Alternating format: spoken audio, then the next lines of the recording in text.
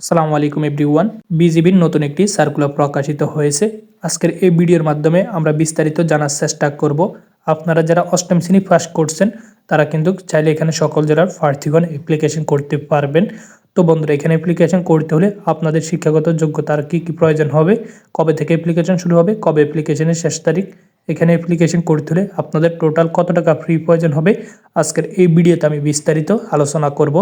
আশা করি আপনারা ধৈর্য সহকারে সম্পূর্ণ ভিডিওটি দেখবেন। তো বন্ধুরা, আপনাদের কাছে ছোট্ট একটা রিকোয়েস্ট থাকবে, আমার এই ভিডিওর কমেন্ট বক্সে আমার ফেসবুক পেজের লিঙ্কটি দেওয়া আছে, আপনারা সেখান থেকে গিয়ে ফেসবুক পেজটি ফলো করে দিন। ফেসবুক পেজে আপনাদের সমাধান নিয়ে আমি ভিডিও তৈরি করে থাকি। এখন ধরেন আপনাদের ব্যারিকস আছে, তারপর যাদের হাঁটুর সাথে হাঁটু লেগে যায় তারা এগুলো কিভাবে দূর করবেন এগুলো নিয়ে আমি ফেসবুক পেজে ভিডিও আপলোড করে থাকি।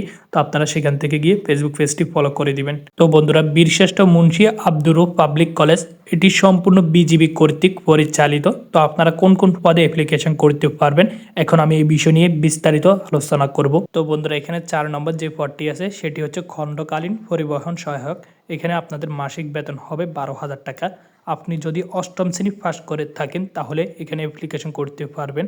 সংশ্লিষ্ট পদে কাজের অভিজ্ঞতা থাকলে তাদেরকে কিন্তু অগ্রাধিকার প্রদান করা হবে। তো বন্ধুরা, এরপরে 3 নম্বর যে পদটি আছে সেটি হচ্ছে সিনিয়র স্টাফ নার্স, মহিলা একজন নিয়োগ করা হবে। এখানে আপনাদের বেতন স্কেল হবে 16,000 থেকে 38,640 টাকা পর্যন্ত।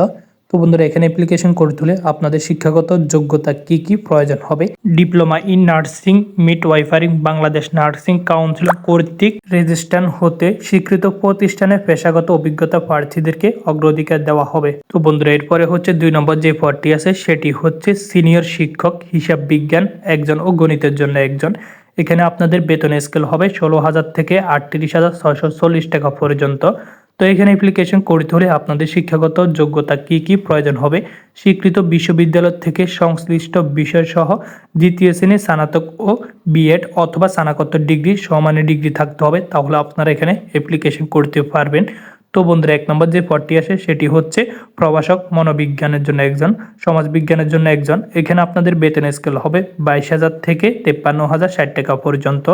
আপনাদের শিক্ষাগত যোগ্যতা কি প্রয়োজন হবে, স্বীকৃত বিশ্ববিদ্যালয় থেকে সংশ্লিষ্ট বিষয় দ্বিতীয় শ্রেণী স্নাতকোত্তর সমান ডিগ্রি থাকতে হবে। এরপরে হচ্ছে কি আপনাদের স্নাতকোত্তর ডিগ্রিও থাকতে হবে, তাহলে আপনারা এখানে অ্যাপ্লিকেশন করতে পারবেন। তো বন্ধুরা, নিচে আরও কি নিয়মাবলী দেওয়া আছে এখন আমরা বিস্তারিত এগুলো দেখে নেব। সকল তথ্য অনলাইনে আবেদন করা ও লিখিত পরীক্ষার তারিখ SMS এর মাধ্যমে জানিয়ে দেওয়া হবে। এছাড়াও বিস্তারিত তথ্য তাদের ওয়েবসাইটে ভিজিট করলে আপনারা সম্পূর্ণ কিছু দেখতে পারবেন। এখানে তাদের ওয়েবসাইট দেওয়া আছে। এখানে আবেদন করতে হলে আপনাদের টোটাল কত টাকা ফ্রি প্রয়োজন হবে, 1 থেকে 3 নং পদে যদি অ্যাপ্লিকেশন করেন তাহলে আপনাদের 500 টাকা ফ্রি প্রয়োজন হবে। এরপরে 4 নং পদে যদি অ্যাপ্লিকেশন করেন আপনাদের হচ্ছে 300 টাকা ফ্রি প্রয়োজন হবে। তো বন্ধুরা, এখানে তাদের হেল্প নাম্বার দেওয়া আছে, আপনারা চাইলে তাদের সাথে যোগাযোগ করতে পারবেন। তো বন্ধুরা, আপনারা কত তারিখ থেকে কত তারিখের মধ্যে অ্যাপ্লিকেশন করতে পারবেন সকল পদের জন্য 27 তারিখ 12 মাস 2025 তারিখ হতে 14 তারিখ 10 মাস 2026 সাল পর্যন্ত আপনারা অ্যাপ্লিকেশন করতে পারবেন। এরপরে আপনাদেরকে কি সুযোগ সুবিধা দেওয়া হবে, প্রতিষ্ঠানের নিয়ম অনুযায়ী আপনাদেরকে বাড়ি ভাতা, উৎসব ভাতা, চিকিৎসা ভাতা এখন ইত্যাদি ভাতা অন্যান্য সুযোগ সুবিধা আপনাদেরকে প্রদান করা হবে। তো বন্ধুরা, ক্রমিক 1 থেকে 2 নং পদের প্রার্থীদের শিক্ষা জীবনে সকল স্তরে কমপক্ষে দ্বিতীয় বিভাগ শ্রেণী থাকতে হবে। এরপর হচ্ছে শিক্ষক নিবন্ধন পরীক্ষায় উত্তীর্ণ প্রার্থীদেরকে অগ্রাধিকার প্রদান করা হবে। আবেদনের সাথে সকল জীবন বৃত্তান্ত নম্বরপত্র সহ অবশ্যই সকল প্রকার একাডেমিক কাগজপত্র সংযুক্ত করতে হবে। কোনো রকম তারিখ বা সুপারিশ প্রার্থীদেরকে অযোগ্য হিসেবে বিবেচিত করা হবে। তো বন্ধুরা, আপনারা যারা অ্যাপ্লিকেশন করবেন তাদের ওয়েবসাইট থেকে কিন্তু আপনারা অ্যাপ্লিকেশন করতে পারবেন। তো বন্ধুরা, এরপরে যদি আপনাদের কোনো প্রশ্ন থাকে অবশ্যই আপনারা কমেন্টে করবেন। তো আজকে ভিডিওটাই পর্যন্ত, দেখা হচ্ছে না কোনো ভিডিওতে। ততক্ষণ পর্যন্ত ভালো থাকুন, সুস্থ থাকুন।